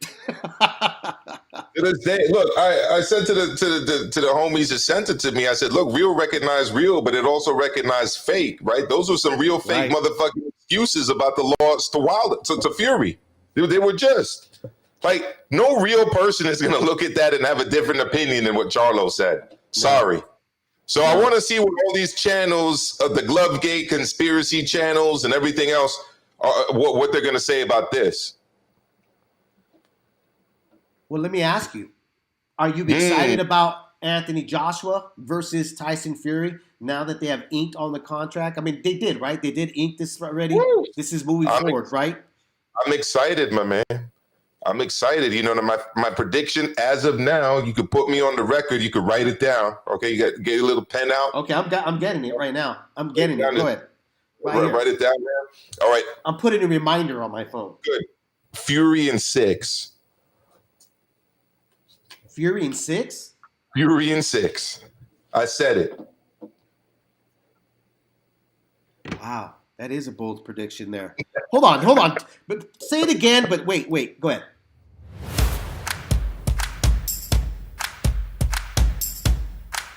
What's your pick? Fury in 6 rounds. I got him by stoppage. Are you 100 with that pick? 100%. I'm bringing back the 100%. 100%. Not 100% about the 6, but No. Let's go with the 100% stoppage. Come on. Look, don't put the AJ and tippy toe around the way he did against Andy Ruiz. Go straight forward to it, man. Is this the stoppage at 600 or no? 75% confident that he KOs him in the 6th, and I'm 100% confident that he KOs him. G Funky puts out there, let's see if the new media will go at Charlo. Oh, man. How could you go with that? Charlo's a real one, man. Remember you sent me the tweet where he's like saying that fighters need a union, like around the time we were talking about it. Yes. I respect Charlo. You know, I called the twins the amigos of boxing, you know, because the way they dress and everything like that. But, you know, when they do interviews, man, they obviously they know what they're talking about. I mean, they say some things that are kind of out of left field that you kind of have to scratch your head like, I wouldn't have said that. But, you know, overall, I mean, I see a lot of hunger in these kids, you know, and I think their determination is where, obviously, that's where it's got them where they're at, you know. But I think that also they, like, when they called each other out, when you had one brother go, my brother didn't fucking go with the Canelo fight. He wanted more money, did it? Bro, that told me everything. These guys don't hold back. They're going to tell you what's on their mind, okay? And sometimes that's a good trait about you. Sometimes it's a bad one. Yep. Absolutely. Nopod put out there. I think most people feel that Charlo has a 20% chance versus Canelo, and then he put maybe 30%. I couldn't disagree with that there. I couldn't at all. You know, you know what? Power is everything. And even though Canelo has shown he has the best chin in boxing, the granite chin in boxing, well, one of them. Who's to say that getting clipped as many times as he has? I mean, it tends to chip away. Julio Cesar Chavez was known to take huge shots and able to eat them up. But then what happened? He met a guy by the name of Frankie the Surgeon Randall. And he was dropped. You know, so it's impossible, especially in boxing. Like, we got to get over this whole, like, well, I don't want to see that fight because this dude will kick his ass and blah, blah, blah. I mean, that's why we tune in. I mean, remember this. You had a video earlier today about Andy Ruiz's victory over Anthony Joshua. Bro, even David Tua got knocked down at one point. Yeah. I mean, if David Tua get knocked down, bro, anybody can get knocked down. Yeah, he was knocked down. He was knocked down in his sparring session. You know? Mm-hmm. So, I mean, look, it's that's why we tune in, because it's the unknown. We want to see it, you know? I want to see it. I want to see what happens. That's why, you know, the Lomachenko versus Lopez was such an intriguing fight, because it was like, ooh, could he do it? Could he pull it off? Or is this just going to be another shutout for Lomachenko? Is the Matrix going to go out there and show why he's the Matrix, why he's the standard of pound for pound, you know, status and stuff? And guess what? You know, a lot of us got it wrong, and a lot of us didn't get it wrong, you know? Like G Funky and D Style, they stuck to their guns. They thought Teofimo Lopez was going to get the win, you know? I mean, that's why we watch the fights. That's why I like to see these fights. That's why some of us are still here, you know, like scratching their heads, like, what's up with Mikey Garcia? What are you gonna do? Let me ask you, in that interview he did about Bob Arum, I haven't seen it. Did he look like he was finally, like, you know, hanging away from the you know, from the taco trucks or what, man? Because last time I saw him on the zone, well, I think it was on the zone. Oh boy, he looked like he was like 210, 220. Really? Yeah, he looked big. You don't remember that? When he was on the zone and he was like talking, they're interviewing him. I think it was the zone. Tell me if I'm wrong about that, guys, in the chat room. I'm pretty sure it was on the zone. I mean, he looked really pudgy, bro. You know what I've been meaning to ask you, Dave, because you know better than me, and maybe people in the chat can help out too. What happened to Jose Benavidez, man? Jose Benavidez Jr.? Yeah, since the fight with Crawford, like he's gone totally AWOL. What happened to him? I don't know. That's a good question. You know what's funny? I don't know if you saw, I was a bit distracted because I was on my phone. I was actually looking for, because I have Jose Senior's number, and I was supposed to talk to him a while back, and I was actually going to text him after the show. I'll ask him. You know, I'll ask him, man. Yeah, I always felt that there was question. funny with his knee that fight too, because Well, he was shot. Remember that on his leg? Yeah, he was wearing that brace the whole time, and he was clearly not mobile. And you probably remember, as will everyone here listening and on the chat, the dude has great reflexes, good boxer, but he had a bad leg that fight. Remember at the press conference, you know, Crawford really tried to nail him with a right hand, and he just moved out of the way, you know, like a mongoose. I was very impressed by that. You know, I really liked Jose Benavidez Jr. You know, I mean, when he got signed, you know, see, yeah, I was on the zone. See, I was right about that. You know, so I know my memory isn't that shot, you know. But we talked about this a few shows back about the fact that signing these guys at such a young age. Look at Gabe Flores from Stockton, California. Sometimes, you know, I know everybody's rushing to get the diamond in the rough, and they want to be the guy, the promoter, to polish this kid and build him into a big superstar. Especially boxing for the past 20 years has been on a hurry come up. You remember Lennox Lewis saying that about Michael Grant? He's a hurry come up because they hurry him up and then he's hurried back down after he knocked out Michael Grant. It looks like we've been kind of stuck with that mentality, you know. And Jose Benavidez Jr. was very talented. I mean, he was talked up and hyped up so much from, you know, Freddie Roach and the wild card. He was going in. I mean, this guy was sparring Pacquiao, you name it, so many great fighters out of the wild card gym. But he never blossomed to the guy that they thought he was going to be. Just had a lot of problems. A lot of things were in the way. I think it has a lot to do with youth, you know, has a lot of stuff that really, you know, not coming of age yet in the sport. You know, there's such thing as a maturity in this sport. Some guys can grasp it a lot faster and easier, and some guys can't. Yeah. Jesus is mentioning Jose was dragging his left foot versus Crawford. He absolutely was. I mean, he clearly wasn't 100% for that fight, but I'm sure he got paid well, so he went through with it. Oh, he got paid very, very well. You know, they were, remember this, when Jose Benavidez got signed, so did Frankie Gomez. And at that time, Golden Boy had Richard Schaefer was trying to make a statement, you know, who could give the bigger purse, the bigger money to these two young up-and-coming kids that were age 7. They were both 17, you know. And when that happened, I didn't really look at it like that, but now I take a step back and I'm like, these guys were actually trying to show who had the bigger fucking cojones between the two as promoters, you know, because there was a lot of friction between Golden Boy and Top Rank at that time. Yeah, absolutely.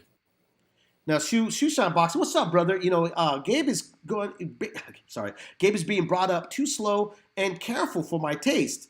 Gabe Flores, I think he's being brought up too quick. Honestly, I think that the kid still hasn't grew into his man strength or any of that. You know, I mean, seeing his last couple of fights, I just don't see. I don't see him actually making a dent or or being a threat to any of the top 15 at the moment or top 10. To tell you the truth, I think they need to pump the brakes a little bit with them. What's still honestly at his age? How old is the kid now? What is he like? What 19 maybe? What is the rush with him? If what you're seeing out of him right now, in my opinion, I would be like, let's pump the brakes a little bit. There's a lot of talent with Gabe Flores, in my opinion. What is the rush of trying to get him out there? To get him to that point. Look at all these other guys that become titleists, okay? Look at like Devin Haney. Look at the backlash. What are the champions right now that have a title? Look at the backlash that they're getting from the fans right now. That you got a title, but you're fighting nobody. We talked about this. Sometimes having a title causes a lot of confusion, okay? Just because you have a title doesn't mean you're completely ready for the top 3. It's because once you're calling yourself a world champion and holding a belt, like people expect you to fight the best and expect you to fight the other champions. But yeah, he's only 20 years old. So, they should bring him along appropriately. His next fight is against Jason Velez. We'll see how that goes. I think that's kind of a good benchmark for him. That sounds about appropriate to me. Yeah, again, we go about Jose Benavidez. He did get shot in the leg. He had a lot of outside problems, you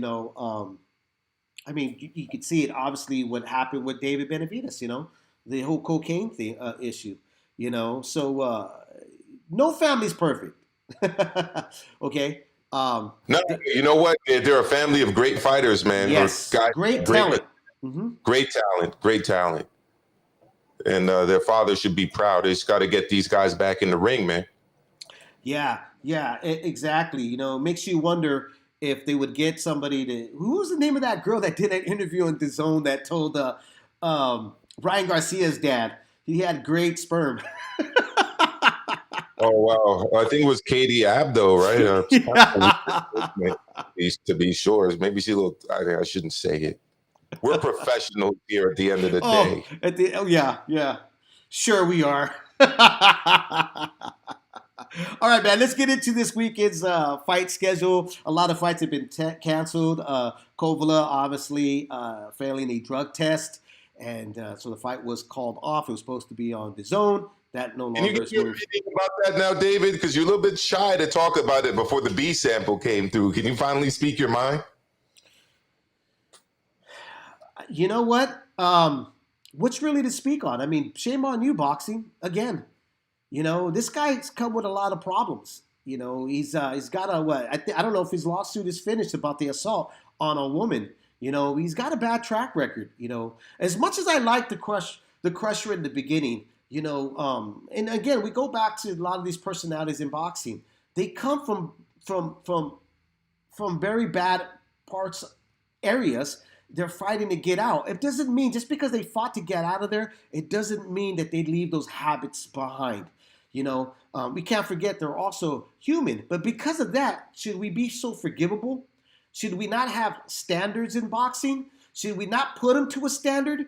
Kovala, it's no surprise. I don't think it's a surprise that he decided he's going to try to cheat or do whatever he can. Look at his last performance against, Canelo Alvarez. I thought there's a strong possibility he overtrained, or now I believe it's his body just doesn't respond anymore. He doesn't have it in him. So what did he do? Like most guys, Sugar Shane Mosley. Remember after losing to Vernon? Viagra. That's what they're doing. Yeah. Right? He's not responding. You got to do what you got to do, bro. You got it. Yeah. No, I agree. But look, Sugar Shane Mosley was, again, we're talking about he was put on the standard of golden pound for pound. But what did he do later after losing? He wanted to stay in that aura. So he decided to put supplements in his body that were not legal. So it's not far-fetched that fighters are going to try to do whatever they can to reach the pinnacle they once were at. And I think that's where Kovala's at, and Kovala don't give a shit about it. As much as a lot of these fighters don't. Look at Baby Miller. The guy had a pharmacy in his body. The first time. We're not talking about the second time. The first time. And boxing gave him a slap in the hand and said, don't do it again. Don't do it again. I mean, Yeah. BJ Saunders' track record. He's going to get a big payday. There we go again. Where's the standards in our sport? So it's not a fighter's problem. It's a we problem. Yeah, pretty much. So, yeah, look, I'm not going to lie to you. I mean, I'm going to watch the fight this weekend, but I'm not really excited about Plant and Truax or Truax. Really? No. I am. I mean, look, I'm going to watch it, but am I excited? No. Look, let me put it to you this way. It's like if you're a basketball fan and like, you respect another two teams that are playing, but you don't really like them that much, and you just watch the game because you like basketball. Mm-hmm. I actually like Caleb Plant and his style. I just don't think he's being tested. That's really where I come from. I mean, do you think this is a legit test? I think it is because it's one of the best names on his resume at the moment. Begging butts. I mean, Champ Ross, really quick before I even answer your question, Amilcar. He says, "Is the Don King is card still on Friday?" Yeah, it is. It actually is still on. Yeah, that's the one I'm actually more looking forward to. The Trevor Bryant, Manuel Char fight. Yes. Yeah, when's the channel is that coming on? That's on Friday, on the 29th. That's for the heavyweight title, baby. That's for the WBA heavyweight title. Yes. The regular title. So going back to what you were asking, I think Caleb Truax is a workhorse. I think he could give him some problems. I think that if he comes forward and doesn't give any F's about this is like no more talk, no more Plant talk. Look, man. I think if my transition to the heavyweight title if Truax goes out there and is in shape and is focused, I think he could give Plant a lot of problems. Could he beat Plant? I don't see that. But I think that he can make it a good fight. I think he could, drag Plant into the deep waters a bit. I don't think he could drown him, but I think he could drag him in a bit, okay? But it's really up to Truax. What form is he going to come on Saturday night? Because Plant's got fast hands. Plant can move. And Plant's not the most engaging guy. You have to make Plant engage. And that's where Truax is going to have to see, does he have the legs to cut off the ring? Does he have the endurance? Does he have the motivation? I mean, I think the motivation's there. I think that he had the taste of being a champion. He wants to do it again. But I don't know if he has the other things to contribute, what I was mentioning earlier, to get an upset over Caleb Plant. I just don't see that. Yeah, I don't see it either. A-Rod said, I think a lot of people see it, and I think that's really why I said I'm not too excited about the fight, Dave. A-Rod said, "I'm going to take my kids out to the park and have fun. I'll catch the rerun on YouTube. Plant versus Truax is dumpster juice." Let me put it to you this way. If two monkeys are walking to the ring and have like theme music and are being announced by a ring announcer, I'll fucking watch it. So, I mean, speaking of the wrong side, you put mitts on monkeys, right? And each give them theme music, walking to the ring in the fight. Sign me up for that fight. Outlaw put, Plant is a world champion and he has fought 3 straight tune-up fights. What other champion's done that? Apparently Canelo, but by what some people say. Yeah, the standards. Yeah. Not too excited about that, huh? Look, we had a question about Brandon Lee in the chat. Yes, Brandon Lee is at 140. Dave, the goods on Brandon Lee. I know you're close to his team. What's the word on Brandon Lee these days? I haven't talked to them, to tell you the truth. I don't know. Okay. Yeah, I don't know. I definitely could reach out to them and find out. A lot of talent. Would like to see the kid get tested. What was that? I said he's got a lot of talent. I just like to see the kid get tested. Yeah, I mean, the last fight he had wasn't really a major test. I don't think. That's just how strong he is. Yeah. You know, when he came out in that first round, I liked the fact that his dad told him you need to relax, like slow it down a little bit. Don't go for the gusto every single time out. And Yeah. but no, I think the talent is there. Jesus says, I'd rather watch amateur fights, referring about the Caleb Plant fight happening this Saturday on PBC. Man, you guys are hating on this guy, Caleb Plant. Jesus. One of them was a sandwich maker, and Mike Lee picked him up the competition, man. So true. And remember this, Mike Lee was pumped up by Top Rank. Remember that? He was a Notre Dame kid, graduate, and I think it turned out that Mike Lee was lying about a lot of stuff, though. If I'm not wrong about that. Yeah, it looked like he fought Mike Lee. He fought Fagan Buns. I mean, Canelo's definitely ducking the dude. I mean, he's totally ducking the guy. I like what Puerto Rican Rum just said. And I'm with you on that, Puerto Rican. The only reason I'm going to watch it is because I want boxing on TV network to get decent ratings so that more networks invest. I like that. We used to have a caller that called in before. This is when the pandemic didn't hit and all the venues were open, and this kid would go literally fly to every fight. I don't know. I can't remember his name, man. I'm sorry. Maybe you remember him, Amilcar. He used to call into the next round, call in to leaving the ring. He actually moved to LA. I think his name's Nestor Gibbs, isn't it? Yeah, no. Didn't he used to call in to leave it in the ring? Oh, he used to call in, leave it in the ring. Yeah, he used to call in. No, not Nestor Gibbs. No, this other kid, a likable kid. Let's just put it that way. He would even go to the shittiest cards, but he would say the same thing. Look, I support the fighters. I got to support the sport. And by doing that, I go to the events. And I'm like, kudos to that, man. That's a great way of looking at it. Mike Lee was lying. Go figure. Yeah, right, Chap. Chap Ross. I thought that's what was a big story, if I remember correctly, that he was lying about the whole Notre Dame thing and a bunch of other stuff that he was trying to line himself up, and then it turned out to be it wasn't even true. What a fucking straight mentiroso. He said, A-Rod said to Puerto Rican, okay, I'll leave the TV on while I'm gone for the ratings.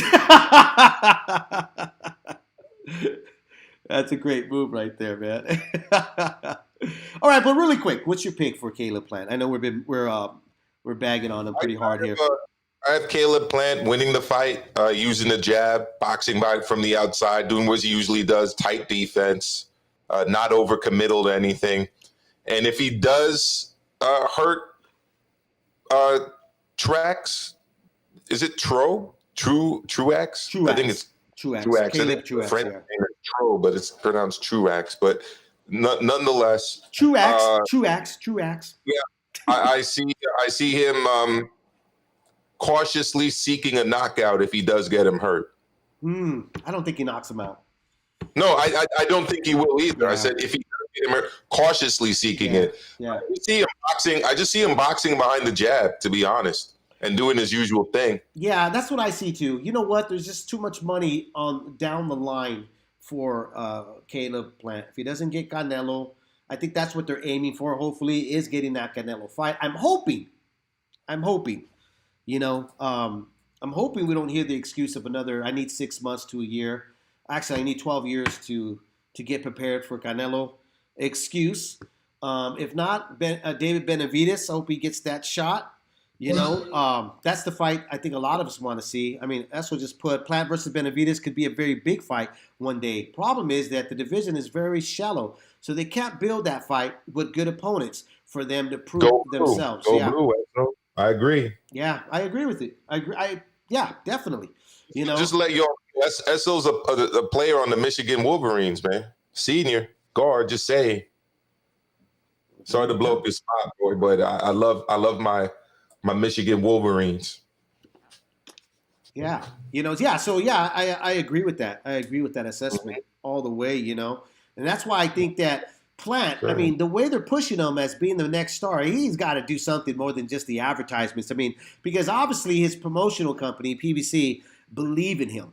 They really do believe in him. I mean, I've talked to his PR, who I've known for years, man. I'm talking way back before the whole boxing. Covering boxing duel before he got into getting involved with Robert the Ghost Guerrero. Mario was like, really like, dude, I'm telling you, this guy's going to be something big, something special. So if that's the case, then he needs to start stepping it up and get these better fights. And I think the first step would be David Benavidez. Yeah. Yeah, that would be a good one, man. Would be a good one. The bad blood is there. The bad blood is definitely there, like A-Rod just put out there. Yeah, the bad blood is there. That's true. Yeah, that's Raider, definitely. LA boxing, get my soul, brother. Long time. Well, long time for us, huh? Keep missing every other week here. Amilcar was on vacation last week. That's why we weren't on. He was out there shaking his ass and stuff. You know what I'm saying?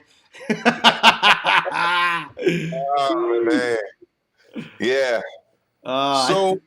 So that's it, man. I think that's it. I think we pretty much covered everything here on Leaving the Ring here, Amilcar. Unless you got something else to add to the show, or if there's something else that needs to be covered. I think we're good. The only thing I'll add is check out my latest Live at 5 on my channel. It's Maestro A, Maestroa.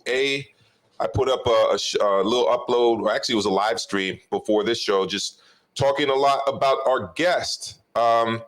And I've got a question for all of you guys, man, which I asked there too, which was, where were you June the 1st, 2019? If you remember that night, it's the night that Andy Ruiz Jr. shocked the fucking world and knocked out Anthony Joshua. It changed the heavyweight landscape. I mean, we're still dealing with like the aftermath of that. No more undisputed fight between Wilder and Wilder and Joshua, right?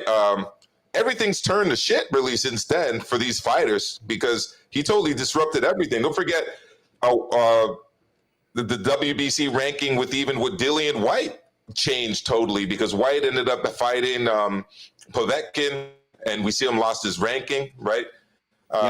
Ruiz the belts, he ended up rematching in Saudi Arabia. Fury ended up taking on Wilder in a rematch, beat up Wilder. Like, everything's changed since then. It was simple. It was Joshua and Wilder, and then it was not simple once Andy Ruiz shocked the world. But just wish he could have trained, man, and been a little bit more prepared for that rematch, because I literally think he would have got it, man. Had he been ready, he would have been beaten the AJ that showed up, the scared, kind of tepid, kind of timid AJ that we saw show up in Saudi Arabia, man. But the Andy we needed, could have, but didn't. Didn't, man. So didn't do it. That's my question. Where were you June the 1st, 2019? And I kind of relived that day a little bit, and also spoke about our man, friend of the show now, Aleem, man. The beast at 122. Check that out. That should be up pretty soon in the audio on the rotation of Leaving the Ring, so you can catch up on it on Pandora. Nopal put, I was at my uncle's house watching with the familia, the family there, on that night. And then A-Rod said, I was drinking it up. I didn't think Andy would get the upset. You weren't alone, bro. Neither did I. And then Raiders LA Boxing, I was at my house watching the fight. What a good day that was. Oh yeah. I was right here in the Leaving the Ring boxing lab. This is where I was at. And you know what? I think it was the first time that my neighbors realized that I was a boxing fan, because I lost my voice that day, man, from yelling and screaming. Dude, 15 minutes before we were gonna go live, remember I told you. Remember I was telling there was that third round was epic. But I was saying, like, my neighbors were like standing outside. That's how loud I was screaming. And it's like earlier, 15 minutes before I was going to go on, remember I was telling you there was an accident that happened in front of my house. That's why I went outside. Somebody ran into the fire hydrant right here in the corner of my house. And all the neighbor was out. It was like I reminisced. I was like, oh, I remember this. Everybody came out when they heard me screaming and yelling and shit. You know, when Andy Ruiz got the stoppage over Anthony Joshua. Yeah. So I relive that with us. It's up there. It's going to be on Leave It in the Ring. And also, if you're interested in checking out that racism and LDBC stream that I did, you guys could check that out too. That's up there as well, and it's already getting the hate mail on the Leave It in the Ring Gmail account, apparently. Yeah. Touchy subject, of course, you know, but I don't think we didn't I don't think we said anything that would offend or upset anybody. We just spoke truth about the racism in boxing and how it's kind of being used as a weapon to push an agenda that shouldn't really be pushed, you know? Exactly. That's exactly it. Yeah, you know, and Nopal put you guys remember the famous "Watch This" on that fight between Andy Ruiz? Yeah. Mr. Mix. Anthony Joshua is one of the best finishers. Watch this. And then he gets clipped and hurt and dropped. You're absolutely right, Nopal. Again, guys, hey, man, thanks for joining us. We'll see you guys back next week. Don't forget, tomorrow's Hispanics Causing Panic with D-Style G-Funky. They got some great guests lined up. Those guys have been bringing it. Definitely have been the heavyweights of the YouTube community, bringing all these great guests on and interviews. And then you got the roundtable, which happens on Thursday night as well. They've got, you know, that roundtable has been bringing in a lot of great topics, man. You know, I wish I had more hours in the day, bro, to tell you the truth. Now we got yours, live at 5, you know, to tune in and stuff, you know. It's just so difficult to try to keep up with everything. And it's an overload, but it's phenomenal. If you have a boxing fix and you need that fix, you gotta tune into the Leave It in the Ring rotation, which is on Pandora, and you'll catch up with everything. You got the Ringside Reporter on there. They drop their audio with us on Mondays. Yes. Yep, you got Ringside Reporter Sundays. You got this flagship show on Mondays. You've got me Monday, Wednesday, Fridays now at 5 p.m. Tune in live if you can. You know, I'll let you jump on in the video, call in if you want to. I'll obviously invite everyone to chat. You got Hispanics Causing Panic Tuesdays. Believe we got Hispanics Causing Panic Centered Wednesdays. And we got the bro. On Thursdays, it's a full week here on Leave It in the Ring. Yeah, and then on Sundays, you got Ringside Reporters, you know, at the Ringside Reporter YouTube live channel and stuff. So, you know, great stuff here on Leave It Ring. We're, you know, we got a lot of other things, too, that we're trying to bring back that we have, which was the Stack Up Show. But Around the Ring, I'm still working on it. I'm still developing it. I'm still trying to get that all together, guys, as well as Run It Back, which would be a really great series that I want to do. So a lot of stuff. Again, you guys make it the best, man. Just starting off the whole year. All my brothers from Leave It in the Ring, down the line, Hispanic Causing Panic, Ringside Reporters, to Raw Boxing TV. If I miss any, Shoe Shine podcasts. Everybody that's involved in boxing, you guys make the beginning of 2001 the best. Amilcar, I'll talk to you soon, brother. Talk to you soon, mi hermano. You take care. Take care, all the... Oh, that was a good show, bro. Ladies and gentlemen, damas y caballeros,